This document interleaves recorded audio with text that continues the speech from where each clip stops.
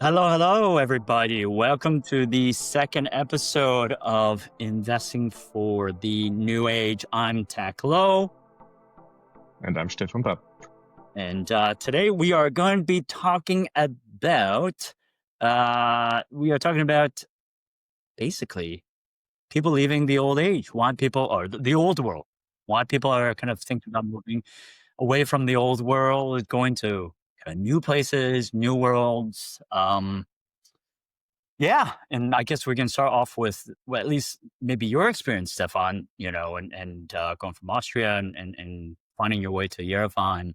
We can start with kind of those personal stories, and then kind of try to sort them out.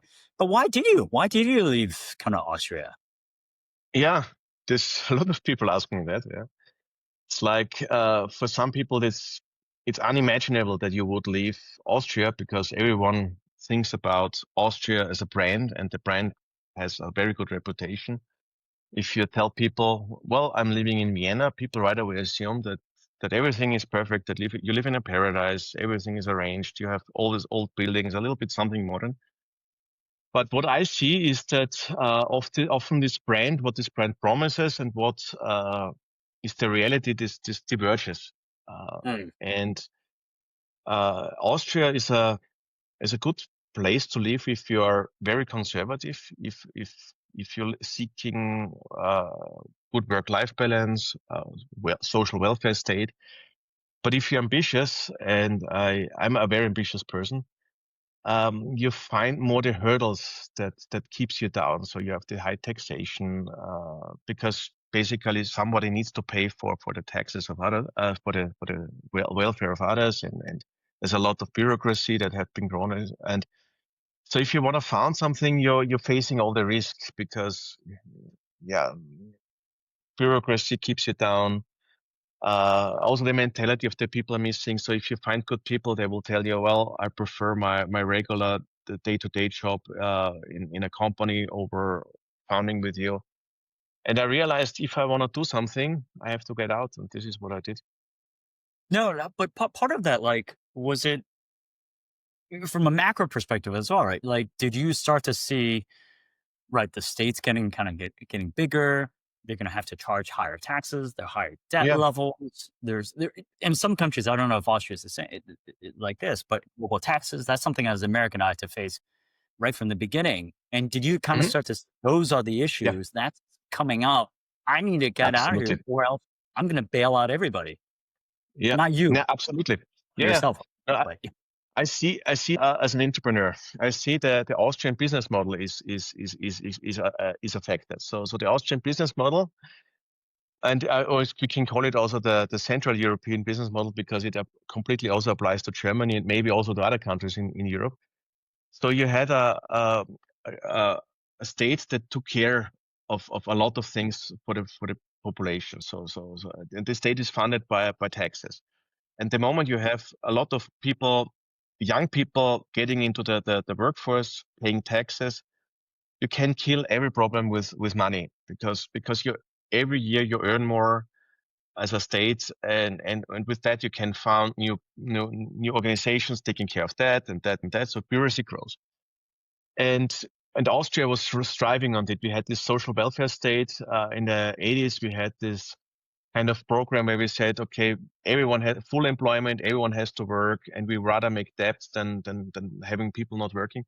And this was where the business model was working perfectly fine. We had all the industries built up after the war. Partly it is where industry created in the war that have become then transition to something new. Um, and and everyone was saying we have this perfect paradise. We are in Austria, and everyone wants to be in Austria. Nobody wants to be in the communist states. Nobody wants to be in the US where the capitalists are. So we have the perfect world. So this is the Austrian mentality of the 80s, and this now the system is failing because we have the overaging problem. So the state has to pay for uh, a huge of baby boomers that are now retiring. So the state cannot innovate. Austria was also very much, let's say, laid back. So if you look at the industries that we have, all of them are business models out of the 50s. Companies producing steel, okay. I mean, of course, these companies will not go away. But what I see is that we lack innovation. So we have not much unicorns. We don't have a strong startup culture. I mean, many people who found in Austria might say, well, we have startups, but I guess everyone will agree that this culture is not like in US or other places in the world where being a founder is something where everyone congratulates you. Yeah? So in Austria, when you found, people tell you, well, you must Why would you be do that? a risk lover.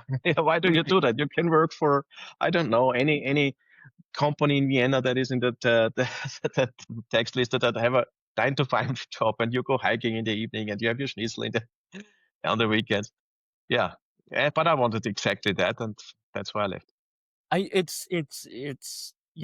you made me think two things. One is, I used to go to the Pioneer when I used to live in Europe, right? I used to go to Pioneers, and it's a lovely event, right? It's by the palace, or parts of it is by the palace. I don't know if it's by the palace anymore.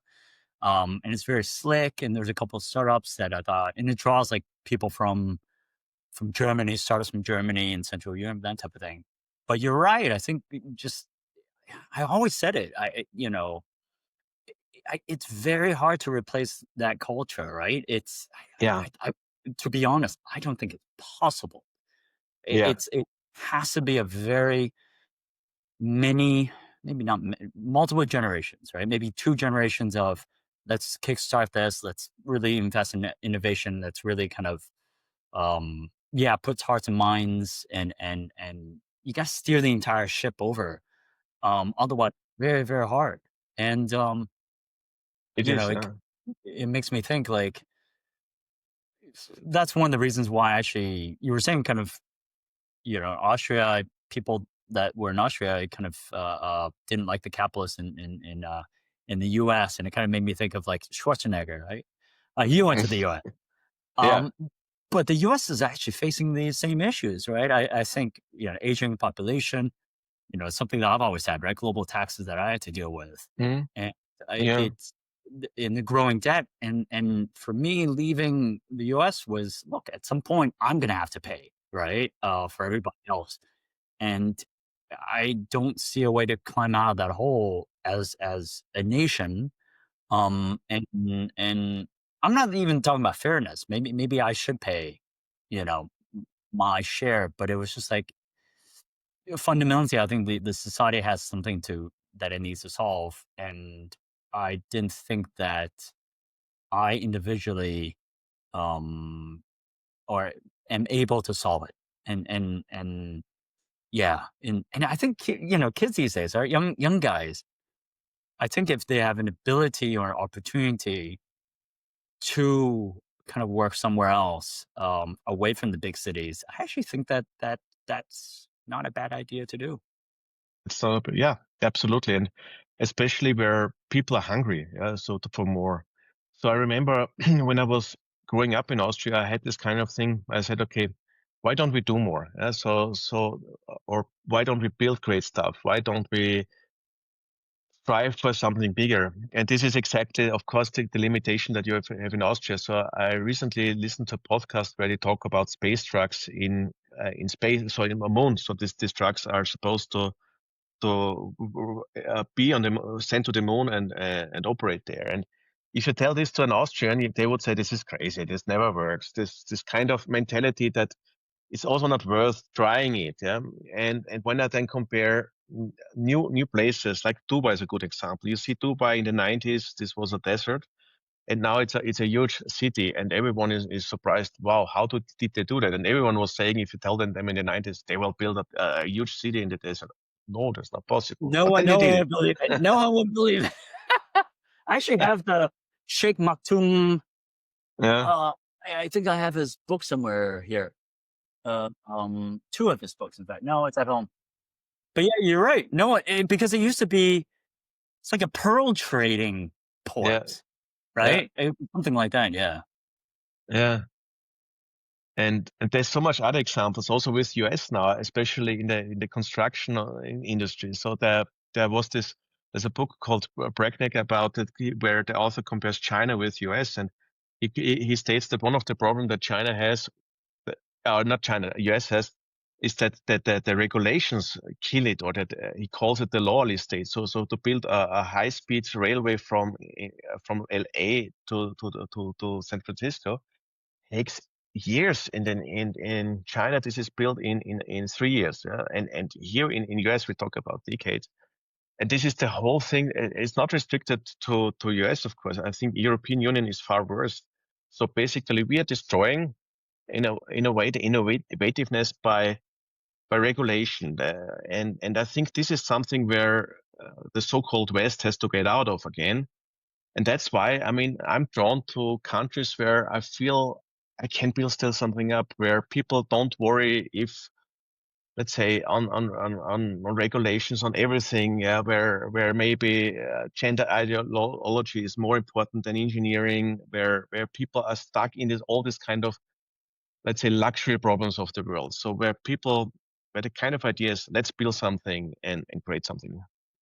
No, I This is agree what with I you. I like. mean, I'm trying to think. It's like imagine if you were again, we're old graybeards. If you were in the '80s, like Schwarzenegger, right?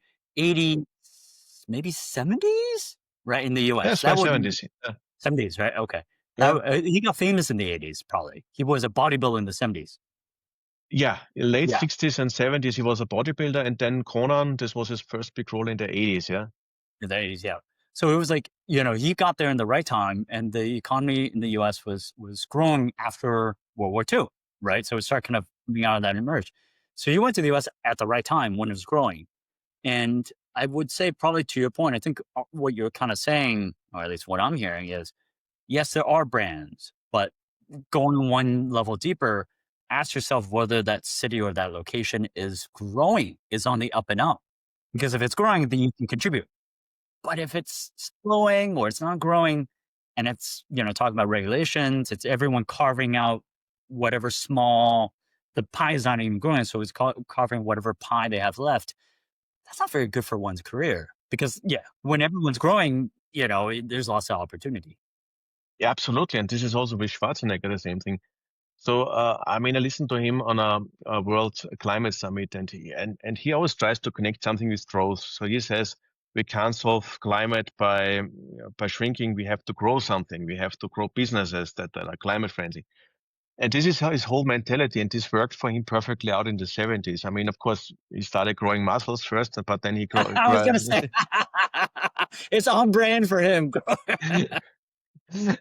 but but the thing is, what well, I think a lot of people do not know is that he is successful on other aspects as well. So with the money that he made from his Mr. Olympia competitions and so on, so he was also in real estate and created a successful real estate business, and then he became an actor. So I think he was even before becoming an actor quite successful already in business as well.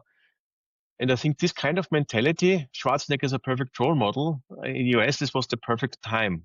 Going away from Austria, where you feel limited, then suddenly coming in an environment where people accept you when you work hard working, you have a vision, you build something, and then this thing grows, and nobody tells you this is not possible. Actually, what was he doing in Austria? Was he a bodybuilder also in Austria? Yeah, he was. So I mean, he started bodybuilding. I mean, I read his biography, and it's funny to read. So he learned about this, and he started working out hard. And of course, like it was back in his village. Uh, People didn't know what this is. Was a new trend, and he Really? started putting posters on his wall of successful bodybuilders. And his mother got worried because she thought he might be gay because he had all this half-naked men with muscles there. and and he writes in this book that he has and his brother laughed about this when his mother was worried. But he never let himself get down. So he was in the military service. There was a competition. He wasn't allowed to go. He still went to the competition. Faced a military jail time for some days. But he was simply someone who wanted to do something, and he knew that Austria at that time wasn't the space that would give him the success. So if he stayed in Austria, he could maybe create a local bodybuilding center, and that's it. Yeah, yeah, yeah. And So he went first to Germany in Munich, and then somebody told him, Arnold, you have to go to the US, and this is what he did. But and when I think about growth, right? Going back to the growth, when I think about what you're in Armenia, I've always been kind of intrigued about kind of that, I don't know if this is the right word, so ex-Soviet kind of, a core of Romania, Armenia, just because there's a lot of growth, right? Of It is, Croatia, yeah. right? Yeah, it always felt like they were hungrier, right, than Western Europe. And, we see Armenia. Look, obviously, I admit I follow a couple of things in Armenia on Instagram, but there just seems to be stuff happening left, right, and center. What is it? There's some of them good, some of them bad, right? Depending on how you fall. But at least like things are moving. Was it? I think China relations are improving. Obviously, the Azerbaijan relations are improving. I think Japan, there's stuff going on as well, right? There's movement. There's movement, right? Which is a good thing. As a young person, again, you want to go to where things are moving.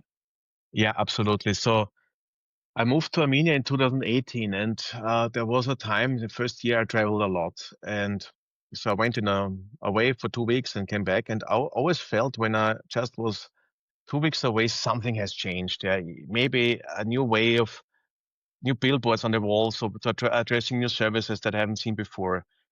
So even in a small thing, things have changed a lot. Or when the first time in 2013 I was in Armenia, it felt like really Soviet style.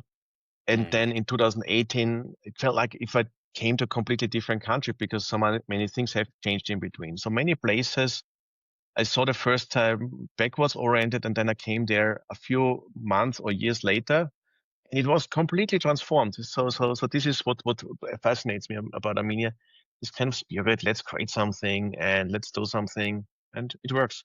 okay, but when you were looking, let's dissect that a little bit. When you were looking at different places, did you think Armenia first, 100%, and No, not with your absolutely family? not. Yeah.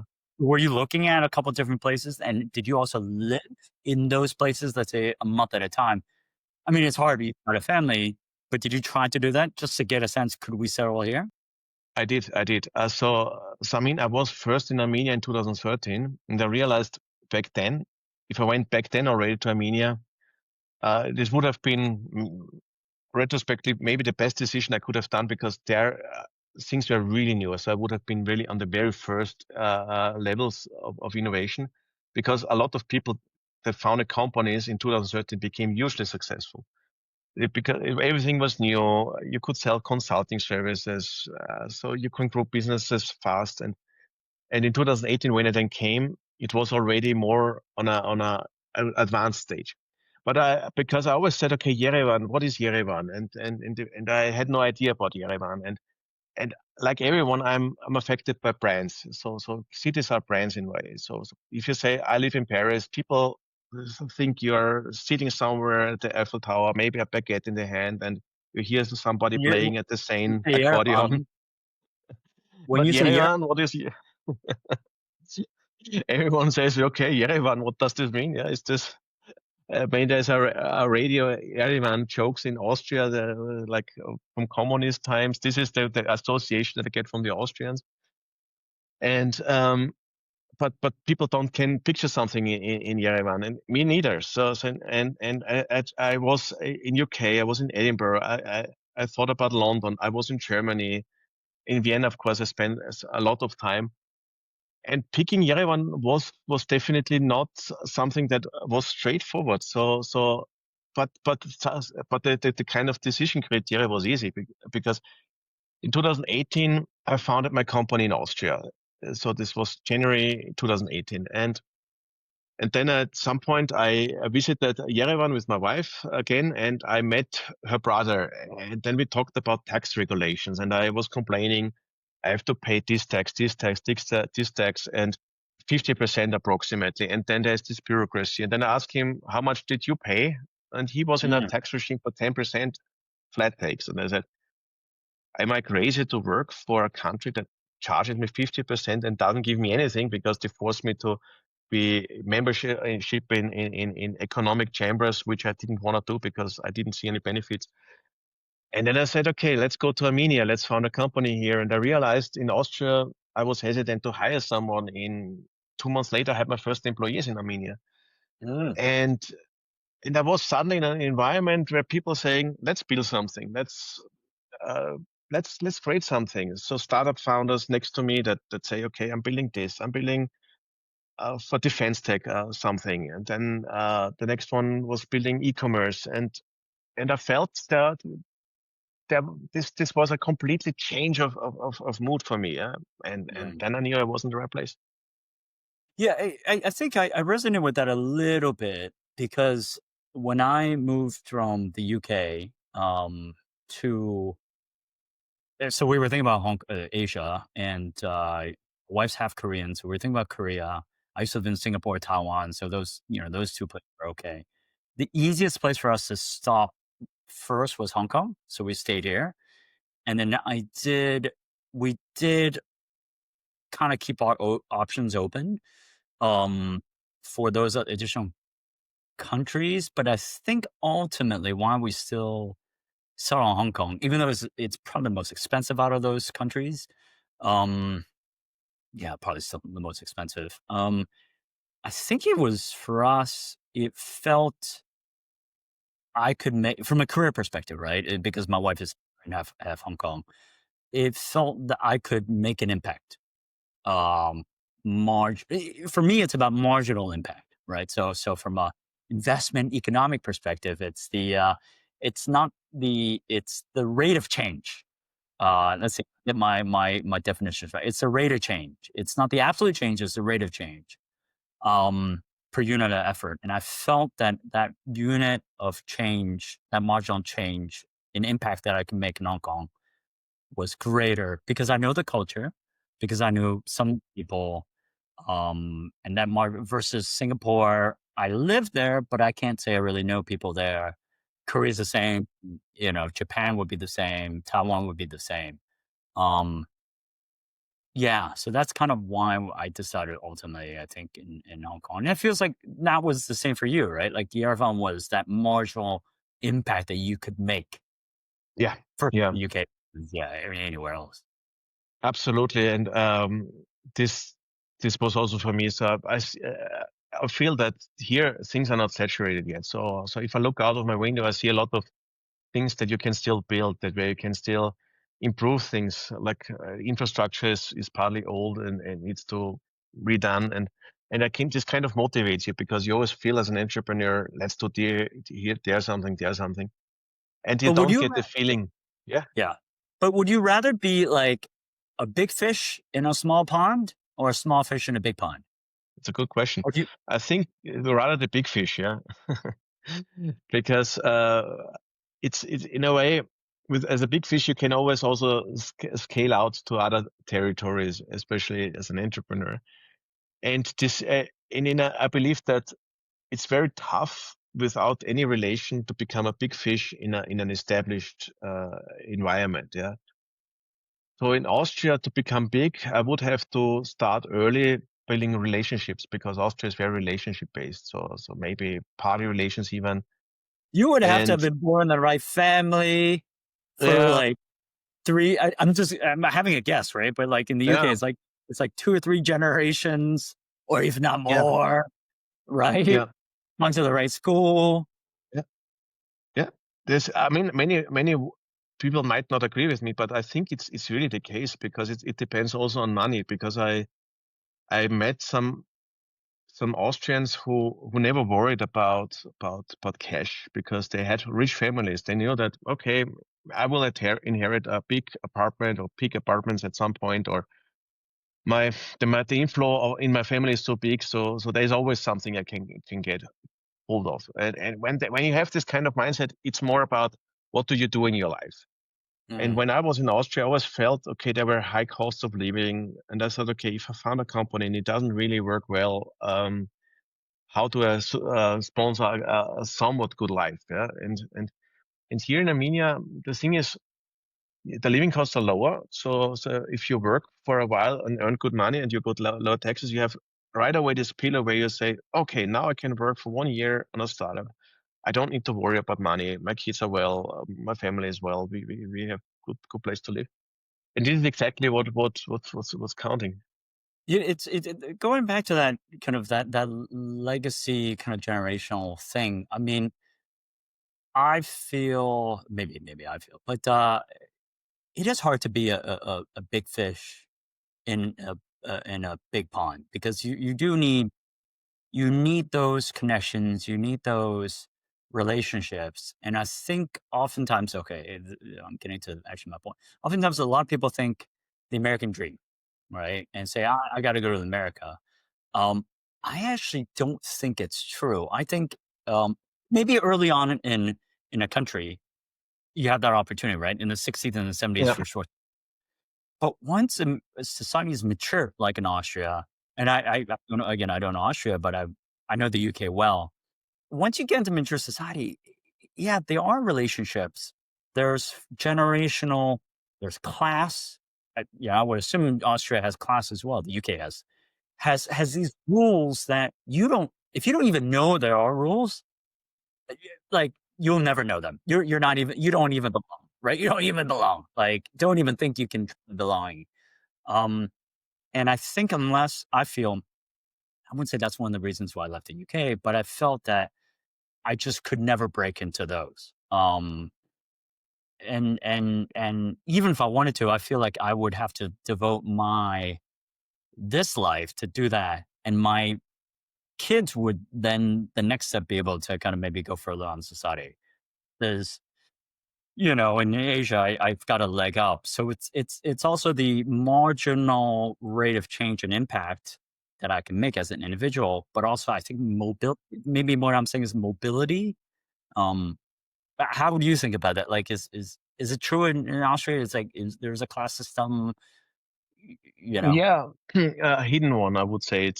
It's there are some established industrial companies that basically keep the company the country running. So they have been created mostly in the 50s, 60s, 70s, and they are the main employers in Austria. And the state does, of course, everything that they want for so that these industrial companies will strive. And for that, there is not much space for a startup ecosystem that would create an imbalance in a way because there are some powerful people. They have their industries, and what they want is basically they want that their companies continue to strive. They don't want to have new competition. If there's innovation, it has to be done inside the company, which and then often not doesn't.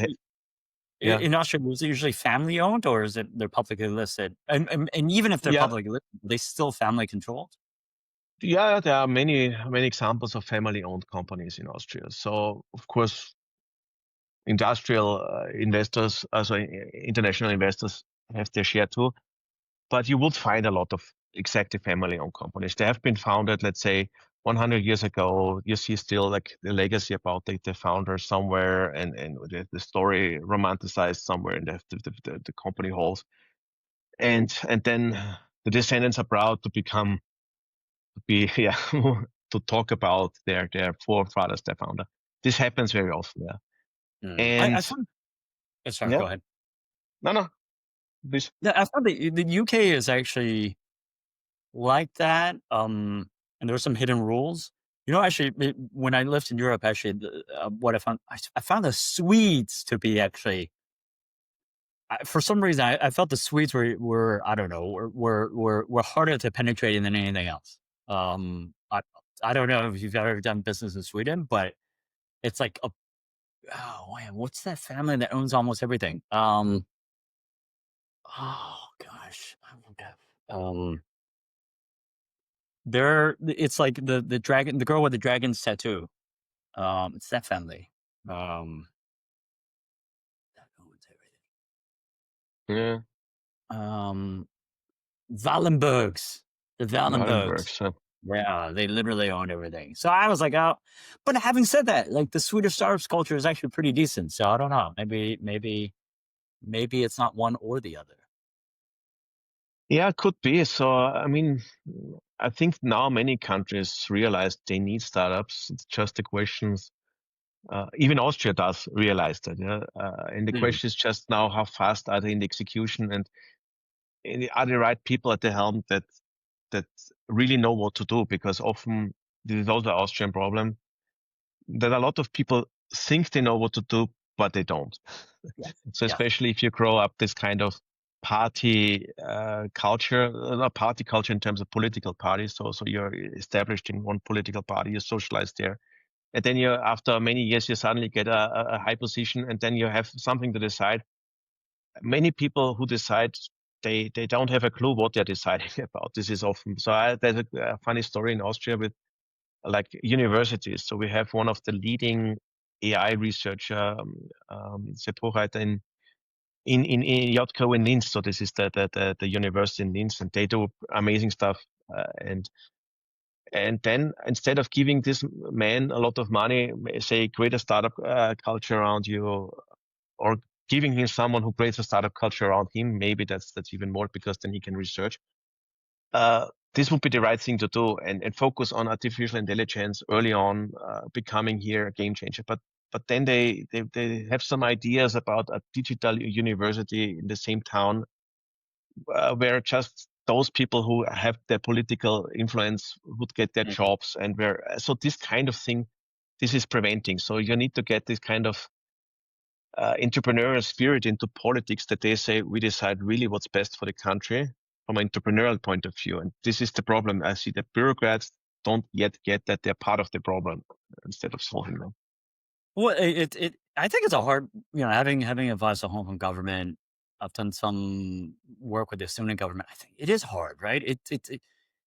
I wouldn't fault all the politicians just because they don't come from that Yeah, vein, of right? They course. don't Yeah. come from that background, and so some might know, or some might not know they're a problem. Some might know they're the problem, but don't know how to fix it. And then I guess very few minority that know they're the problem also know what they want to fix.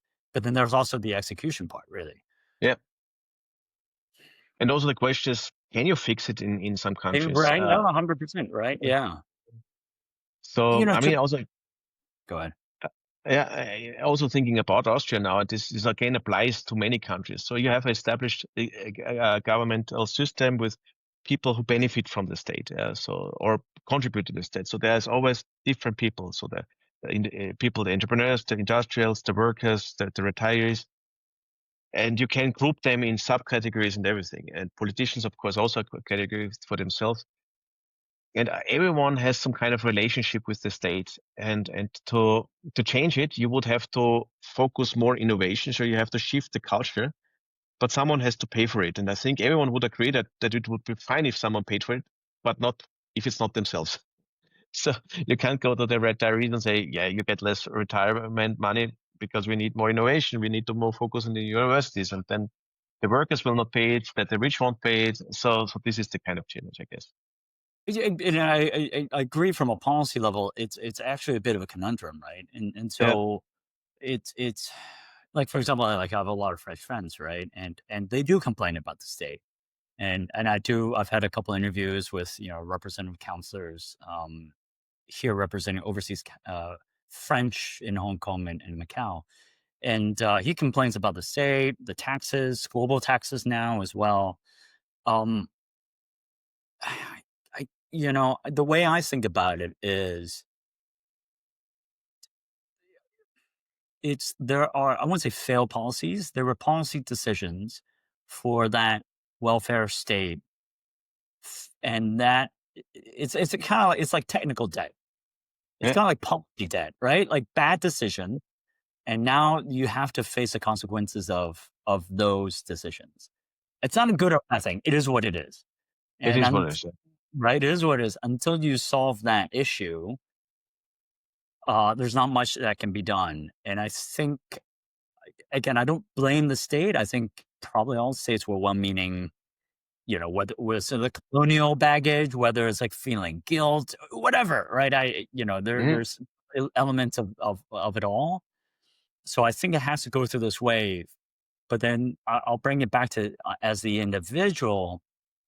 I think it's partly, you know, do you want to do that? Do you want to sign yourself up and pay into the state and pay into, yeah, I'm just imagining 20-year-old. Do you want to pay into that and help bail the state out?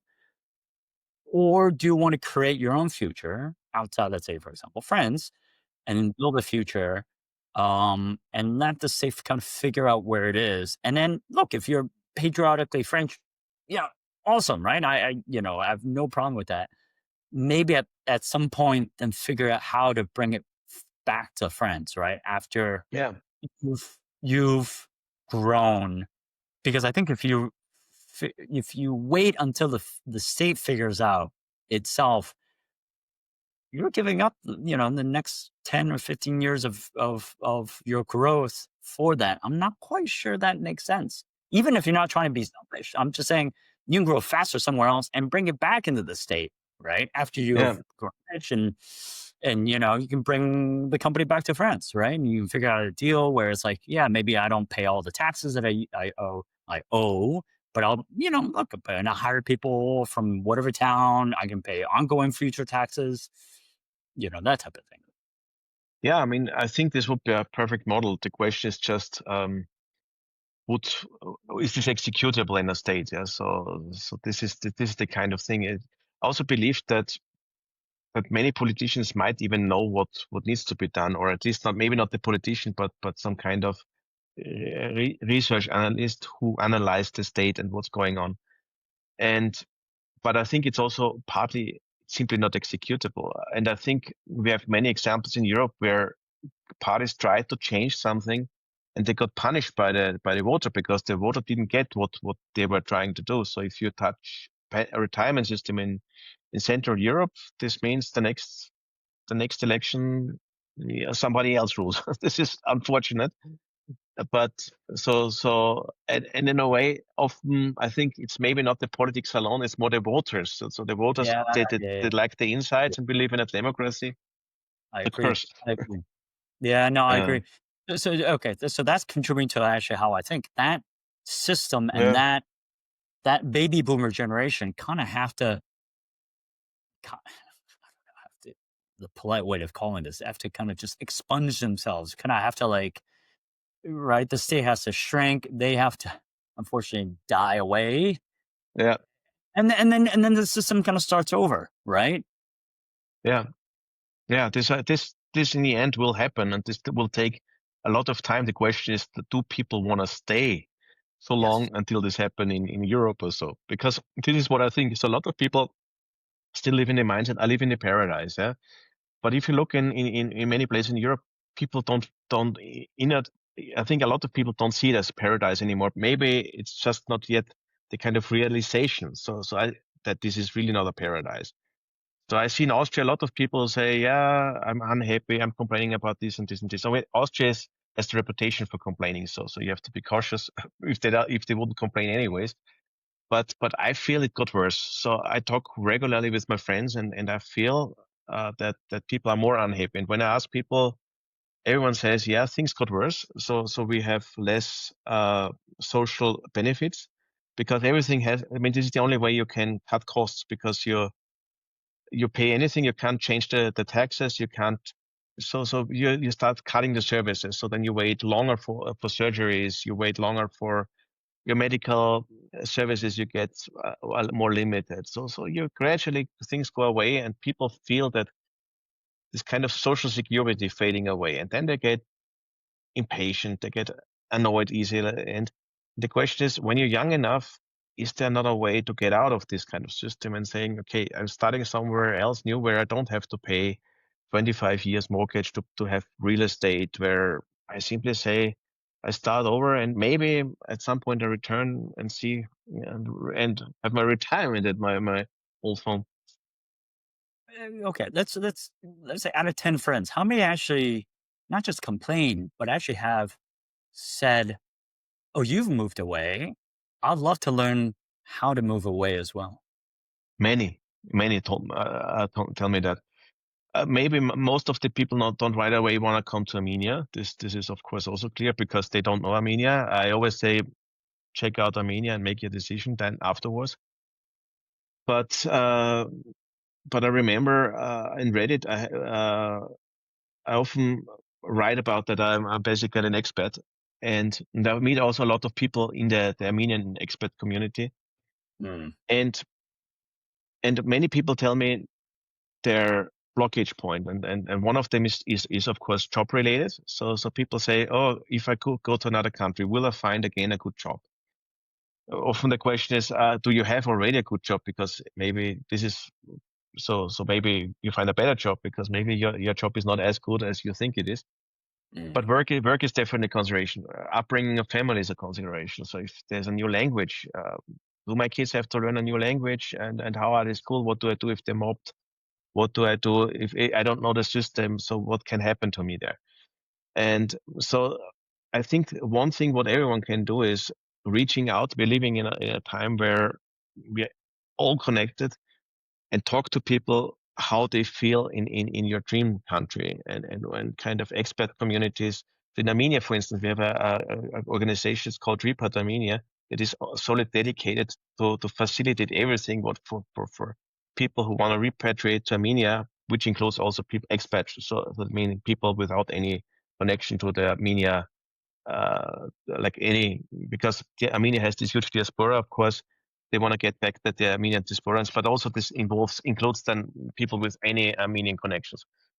mm. And I'm pretty sure they exist in all the countries. Then if you're a digital nomad or something like that, or if you're working in that kind of field, there are also countries starting to make it attractive for young people to join their countries, because this is what I believe is the kind of killer argument. This is also a story that I want to bring up still with California. So I met my wife in California, I don't know. and when I was there with her, we met up in a place to have a nice evening, and then I counted. Okay, so three people were originally from India, two in biotech, one in computer science. Then there was someone from Saudi Arabia, my wife Armenian, me Austrian. The only American, he was black, so just to underline the diversity. But we all felt like together as a group, and the reason why we felt as a group was because we all had life goals, we all had a vision, we were smart people trying to achieve something, and we felt like Californians in a way. We were all Mm, sitting together. There was no language barrier. Everyone spoke English. Everyone had brilliant ideas about the future, and if you create such a culture in a country, then migration becomes exactly what you're looking after. And at mm. the moment, migration in Europe is extremely negative connoted, because everyone says, oh, they're coming some people Yes. from some countries where there's low education, maybe criminal people migrate, people with doubtful motives. And I think we have to connotate migration positively by offering exactly this kind of migration. So a lot of countries doing it. And US at the moment with Donald Trump, they shy away high qualified migrants. So basically, I mean, if I were politicians, this is the first thing Not I unless would you create. have like if you have 5 million, you can get the Trump Platinum card. But who wants that? Yeah, because who knows? Maybe maybe you're in a military society in the future. Who knows? Yeah. So we have already the Ministry of War, and That's right. so many people are now going away from US, and you have scientists going away, and this is a huge opportunity for every country in the world. Create an environment where smart people want to live in, and support them creating their startups, and yeah, Well, but that you make a is really good point. Like migration, immigration as a word, right? Like I'm actually pretty sensitive to words, right? So sensitive in the sense like we're both writers, right? So like immigration itself is not a bad word. It's just the meaning conferred to it. And right now, in certain places, it means one thing, negative, and you just explain the case for it being a positive. And then if you look a little bit deeper, you're right. It being a negative is because the policies that supported that has made it into a negative. You know, if let's say, as much as Trump's policies, I don't like Trump. On the other hand, right, if you say, oh, look, if you have 5 million, if a society has as or a city or let's say a country only has immigration where it's like, okay, if you have 5 million, you can golden visa type of thing, right? You are automatically that country will elevate itself, right? Because you're only importing, if you will, high quality Yeah, people. yeah, Um, absolutely. Yeah. right.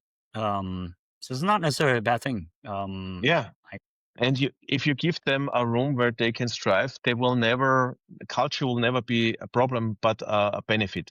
This is the kind of thing. So, because culture can become a problem when people feel that they are isolated, because then they clinch more on their own culture, then they become nationalistic, then they get even crazy ideas of defending their own country outside, even they get paid social welfare.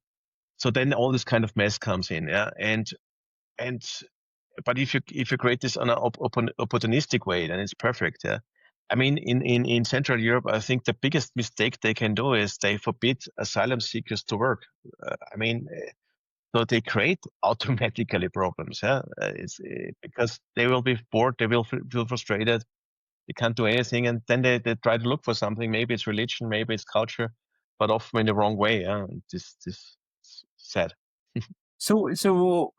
back to the issue of like people that at least Austrians that you've talked to, where have they thought about? What are some of the cities that pop up and say, "Hey, I'm interested in thinking about going to that city, or at least I'm willing to investigate." Yeah, so many Austrians might go to Switzerland because they say it's more like innovative. But of course, the major holdback in Switzerland is the costs. So living costs Mhm. in Switzerland is huge. But at least you have elite university, ETH Zurich, where you feel like you're creating something. It's not like that you are Europe killing itself with the bureaucracy, especially data protection, the regular supply chain management. So the problem with bureaucrats is always they think they solve problems by adding more bureaucrats on top, and instead of taking it away. And all the entrepreneurs I talk with Europe, I mean, nobody is really happy what was happening in the last 10 years. And if they don't change anything, then Europe has a huge problem, I think. So you don't have it in Switzerland, but then you have the higher living costs. I mean, of course, some people say Spain, Portugal. Yes, Uh, of course. Yeah. this Especially back this then, is they like, had was it buy a property type of thing.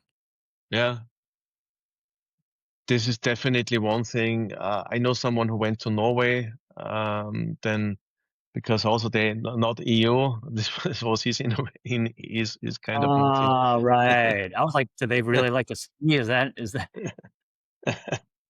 Yeah. And so South America is a risky bet, of course, for some, but I think South America has some nice places to be, and people think about South America crime, yeah, so like street crime and you're being stabbed somewhere. But I was South America for 6 months, I mean, it's ages ago, but it's I feel South America has a lot of things to offer, and it's this kind of brand of being a dangerous place. Maybe some areas are dangerous, but it's also yeah. Europe has dangerous areas. So South America could be interesting. So because there's a growing society, no waging, I think there are many places people overlook. Yeah. Mm. And yeah, I mean, I hope Armenia. So some people not on the top list of people, but I make advertisements. Yeah. Because I remember in the UK, people were saying Dubai, so that seems to be like a popular Yeah. place. Dubai, Yeah. um, Dubai. obviously, in the from the English perspective. Yeah, Um, from the English perspective, if you speak plain, proper English and you look representative, there's so much places for you where, as an Englishman, you land well. So I mean, I remember this. I saw so much British people. They're saying, "Oh yeah, I'm now in Dubai." They're representative. They so, but but the question is this alone enough? I mean, if you carry your British brand with you and say, "Okay, I'm representing you as a British national and as charming people in Oxford Poly, Polish style way of articulating. I don't know if this is enough. Yeah, I mean Dubai. I know also Armenia. A lot of Armenians go to Dubai, but the question that's with right. Dubai Yeah, is, that's right. yeah, That's right. The crypto guys. That's right. They the went to crypto Dubai. guys. Yeah, crypto is huge in Dubai. I and never and of course you Dubai. don't pay taxes. Yeah, I have But never it's not liked Dubai. everyone's place. It's hot. Yeah. It's like you're all the time on either under climate control or yeah. And what do you do in your free time when there's hardly any access to nature? You can go swimming in the sea, of course, yeah, or you can go shopping. So it's not everyone's prime Yeah. destination. Yeah, it's But for like some whenever I go people, it is. like, I like Dubai and maybe like a 4-day visit, but if you Yeah, ask me to live there, oh my goodness, no. yeah, me neither. Yeah, you can go to the mall. Like, how many times can you go to the mall? I'm sorry, but, like, really, how many times can you go to the mall, right? Like, no, Yeah, no, thank yeah, you. No, but yeah, like, I have a couple friends that moved, not moved, but, there was a friend, Steve Mackey, we were in Tak and Stefan Summit. He's been in Qatar for many, many years. I actually I find the Middle East quite fascinating. Most people that I know have talk about Dubai, but I think, I've heard, like, Saudi, people talk Saudi as up and coming, um, Qatar, obviously, my friend yeah, lives in Qatar. I think that's kinda interesting as well. Other parts of UAE, right? So, what was it called? The northern part, Ras Al Khaimah, um, that's a place as well. Here in Asia, I've seen a lot of expats go to Thailand. And the energy in Bangkok is quite palatable. So it's people prefer there because it is cheaper on a day-to-day basis. There's a lot of great schools. no, It's yeah, lots of great, like, whether it's British schools, American schools, French schools. I'm trying to think how the Italian schools, maybe like a German school, Japanese school. So there's like plenty of schools. So people really, really like that. Singapore is still a pretty, like, popular place. Again, lots of schools. Tax regime is quite good, but the real estate prices have gone high. And then I have heard a few go to Malaysia. We were looking at Malaysia at some point, um, because it was fairly easy to get a visa to settle there. Again, cost of living is great, and then the schools are great as well. But those are the kind of places, at least here in Asia, people are thinking about. yeah. I know. I heard also Bali was, yeah, but it's I was not gonna say nice Bali. either. Yeah, I think Bali attracts I guess they all attract a very different demographic. So when you have families, I think usually kind of Bangkok, Singapore usually probably like finance. Bangkok, probably something else plus, plus that. And then digital nomads, right? Definitely go to I see less proportion of families move to Bali.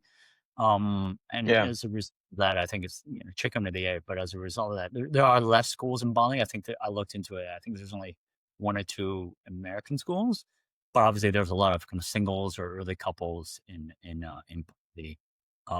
I was gonna say kind of Korea. I quite like as well, in Japan. Um, we were looking at Japan at some point. My wife's half Korean, so we're looking at Korea at some point. But I think with those two, they're definitely not as international. Um, yeah. Can you imagine. know, Yeah, if you really want Korean culture, and I like Korean culture, but that's Korea. If you like Japan, that's going to be, that you're going to go into Japan, you're going to find your expat bubble. Um, but you're really living in Japan versus I think in Bali, in Bangkok, you can have your expat bubble and then yes, there are some elements of Bali and some elements of Bangkok, but it's a very big bubble, I think. Yeah. yeah, yeah. Yeah, sounds logical to me. So I think that I can. Yeah, yeah. No, I yeah, Actually, I was gonna go to South America. I have someone, my wife's cousin, they're French, and then they moved from France to Peru. So, and then I asked him, actually, Eric is his name. So, Eric, if you're watching this, hello, Eric. He loves Peru. He says it's safe, a lot of digital nomads. And yeah, it's just relatively easy to get in and out. And yeah, he's South America is it's look, it is a little bit harder getting in and out, but is to your point about crime and safety and all that type of jazz. I certainly think it's evolved. I mean, obviously, I'm sure there are pockets, right? If you go to Colombia, maybe on a bad Wednesday, right? That's probably not a good place. But generally, he Yeah, said it's they're safe, and I've heard the yeah, same thing in Argentina as well. It's very very nice. yeah. Argentina is amazing. I was there 6 months. Yeah, yeah. That's where you are, right? And I think now it's an interesting place because they have a lot of liberal opening, and I'm very optimistic about what's happening in Argentina. I know some people aren't, but yeah, I think in 2 3 years this becomes really an opportunity because then the kind of changes that are not done now will let's say really push for new companies coming and new investments. So this I'm very positive. So if you were, let's say, let's say, all right, let's just say a 24-year-old, let's say you have a relation, you have a girlfriend, and you can work, you're an entrepreneur, right? So you can work remotely anywhere. Where would you, where would you go? Yeah, I mean, okay. Yeah, my challenge is, of course, I'm biased with Armenia, but so I have to take Armenia a little bit out of that equation. Um, it depends a little bit also what kind of parameters I have. It's Yes. also if I don't have any family, which makes things far more easier. I mean, and also it depends if I'm more like a outdoors person that loves to have sports, because then it could be like something like the Azores in Portugal. So because I know they have a economic zone, but some people might feel isolated in an island, yeah, or so. I mean, there are so many pretty islands in the middle Mediterranean Sea where you simply want to live, or I mean, let's say some places in Italy, some deserted places, a little bit also far away from the kind of hubs. This would be amazing, yeah. But it also depends a little bit if you're dependent on a job where you have to be physically attending. Yeah. So I mean, as a digital nomad, of course, all this doesn't matter so much. But you have to think about many things like tax regulations. Do you benefit by moving away to pay less taxes? I think this is the most overlooked thing. How easy is it to integrate? What are your existing clients and are they happy from where you work? This is also something that people oversee. So basically, when I moved to Armenia, I had to learn that some companies in the EU are not happy to have an Armenian customer. So you have more hurdles than as if you were working from Cyprus, which is EU. But also Cyprus is already a challenge for some countries. So you have to really think, okay, my clients that I take with me, what would they be happy with? And because it might happen, especially now where we have an economic crisis, is the first criteria where you basically filter out. Oh, he's from a country that isn't. We don't like to have in our compliance, so we would have to start procurement processes. So this is a risk. Yeah. So I would look at that.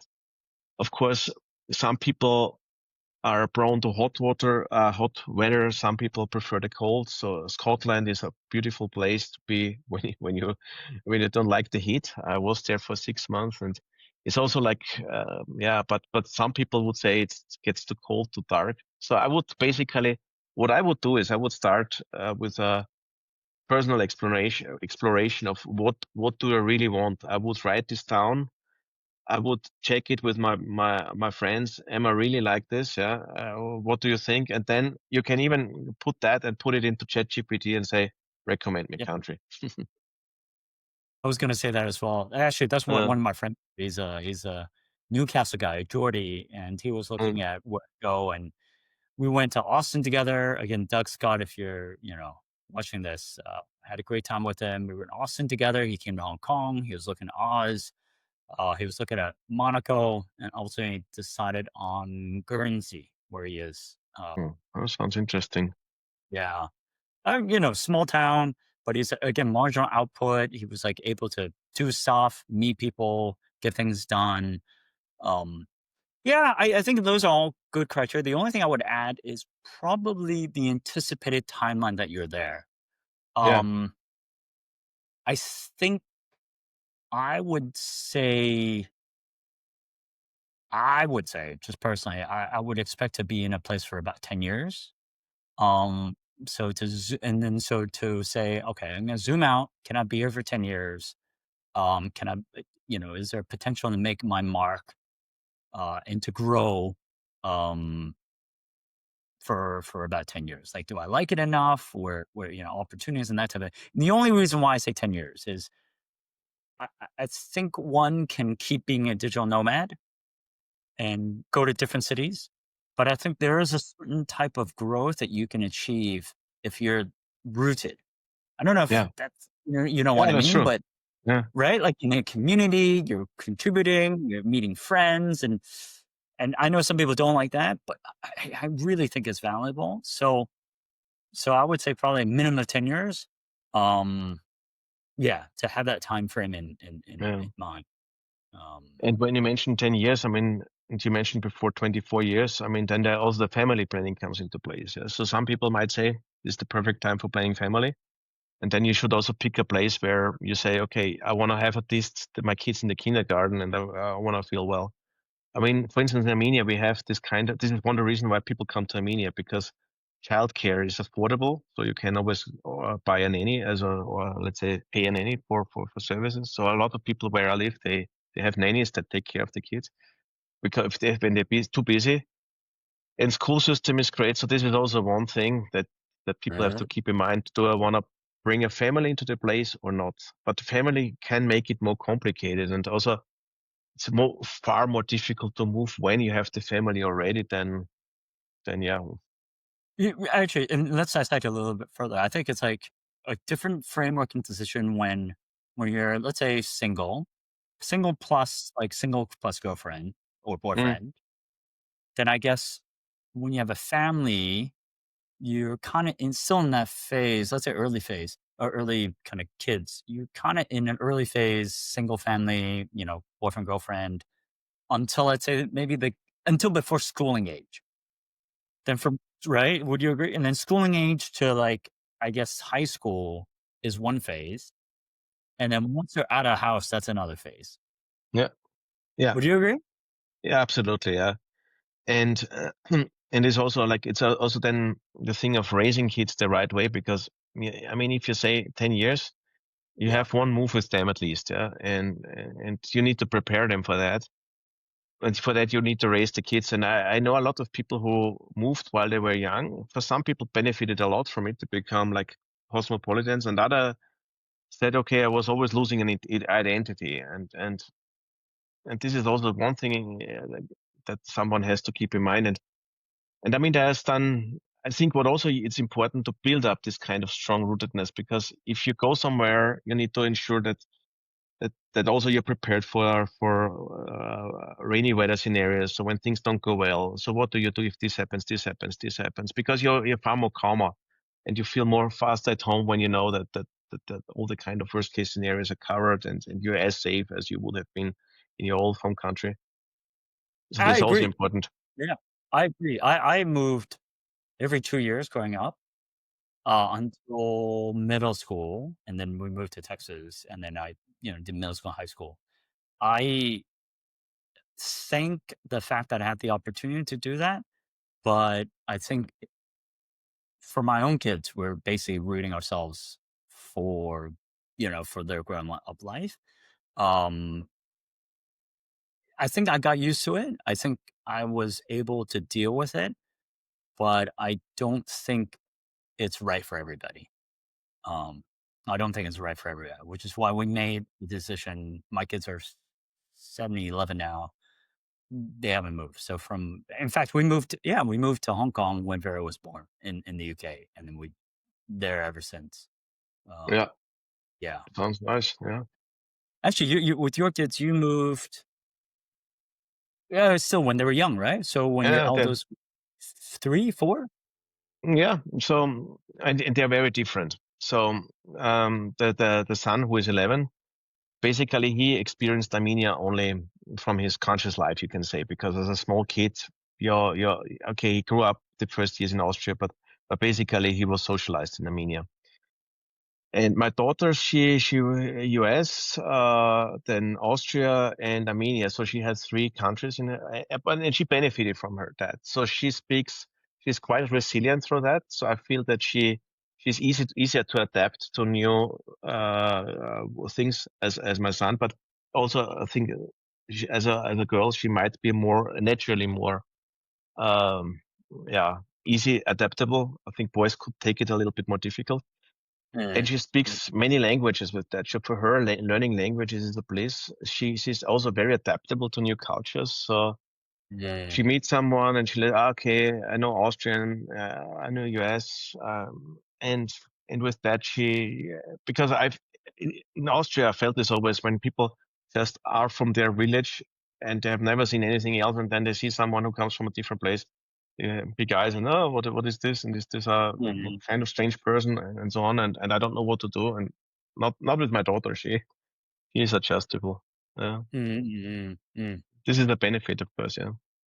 And then knowing the different phases, I think we talked about if you're 20-year-old, what are some of the considerations? I think then we moved to like families, and we talked a little bit about that. So if there is that third phase, right? If you're like, let's say the kids are out of the house and you're home free, what considerations do you think matter before moving somewhere else? Yeah, it depends also how at age, of course. So, I mean, one thing, I mean, that I started contemplating about, of course, is, I mean, I don't feel yet old, but I'm getting at some point the moment where I have to think, okay, where do I want to retire eventually?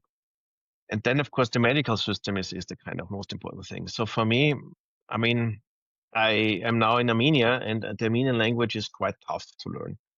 Mm, And okay, so then I start wondering, maybe there is at some point the kind of moment where I go to a doctor and he has a more complex diagnosis.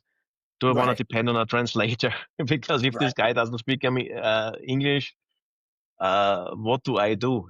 So in Armenia, they speak either many doctors don't speak English. Okay, maybe Russian works out, but my Russian is also not very well. So language could be a topic if you're in a place where you know they speak your language, or you can trust. This could be one thing too. Climate is a huge topic. I think so, The right, older I yeah, get, the yeah. more I feel climate is affecting me. So I don't like hot summers and people die from heat when they get old. So you would want to go on a place where the weather is not too extreme in both directions. Yeah. I've noticed This, that actually. Hong Kong has the highest life expectancy of any well, city. Yeah, good choice then. yeah. But you would think, why Hong Kong? Right, like it's congested and everything. Uh, so I did a bit of a deep dive. So it's the diet. That's one. Uh, I mean, this is all just okay. personal research, right? Not backed by scientific Sure, evidence. sure, sure. But I think partly is the food. So it's a well balanced diet. So lots of veg, lots of meat, rice, well balanced. I think the medical system is quite good. So there's public, private, for whatever age and demographic. Um, but I think out of those two, I think that's just like the hygiene, physical stuff. There goes I won't say undetected, but underrepresented or emphasized factor, which is I think proximity. So Hong Kong's small, so it's relatively easy to meet people. So Mhm, if you have like a family around, it mhm. takes like 20 minutes for them to come around to see you. Then it's also because everything's so compact, you'll find friends, and then you'll see all the friends kinda come together and do, like, tai chi in the morning, or they do dim sum together. So I think that social element, I think really helps This helps. older folks. Just engage Yeah, neurally, yeah, emotionally, that type of thing. I actually think that yeah. helps You have a a lot. point, yeah. Yeah. This is absolutely true. Yeah, because you see it with elderly people when they get alone, this shortens the lifespan. And when your people always feel in a good environment, taken care of, they get really old. Yeah. Good point, Yeah, yeah. right. Yeah, it's especially like, right, I've heard, people that basically I've had friends that once they retired, they said they just went downhill because they didn't have anything, to get ready in the morning. They didn't. There's no purpose or direction, that type of thing. And remember people, so even here in Hong Kong, like people, you'll see kind of people become Uber drivers. And I was like, sometimes I would ask them, like, oh yeah, I remember. I think one time this Uber driver came in and he had a really nice car, right? But he's an older guy, and I was like, "What are you doing, like, Uber driving?" He's like, "I just wanna do something. Like, I can't just sit around and not do anything." And so, obviously, this guy, like, didn't need the money, but it was the fact that he was working, interacting, and discussing and talking. Yeah. Yeah. This is Yeah. definitely a good point. Yeah. Yeah, he was like, "Oh, yeah, I'm donating all my money to church." So I was like, "Okay, I guess you don't need the money." I was thinking that, right? Um, but yeah, that engagement, I think, is really important. That sounds good. Yeah. Sounds good. Alright, we'll do our Okay. next episode, and then later, probably next week, and then we'll move on to the next topic. So, great. Thank you very much, everybody, for listening. And hopefully, this gave you some ideas on how to move, where to move, some certain considerations and frameworks to move, depending on which kind of age group you are in. Thank you very much.